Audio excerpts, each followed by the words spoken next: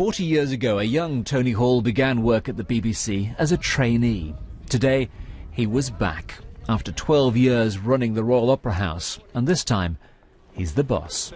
Good morning. It's exciting for me to be coming back to where I started my career. But he's returning to a corporation reeling from months of crisis. Jimmy Savile, the resignation of the previous Director General, industrial action. He feels the BBC has learnt some sobering lessons, and he now wants to move on. Today is about creating a sense of what the BBC wants to be going forward. Absolutely learning those lessons, absolutely not forgetting history, but going forward and presenting the public with a really compelling view for what the BBC is about. The immediate task for day one was to meet and to listen. The corporation has been badly shaken by recent events, and so the immediate concerns are all about trust, stability. But in the longer term, it's all about the size and shape of the BBC and how to cope with cuts of around £700 million a year.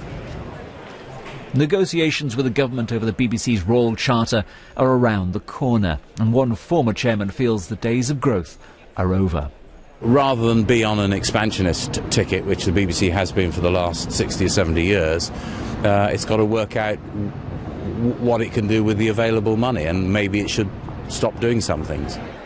So, as he arrived calling for optimism and self-confidence, there was a sense of a new start. But the Savile inquiry, the industrial action, the cuts, there's much to prove. David Sillito, BBC News.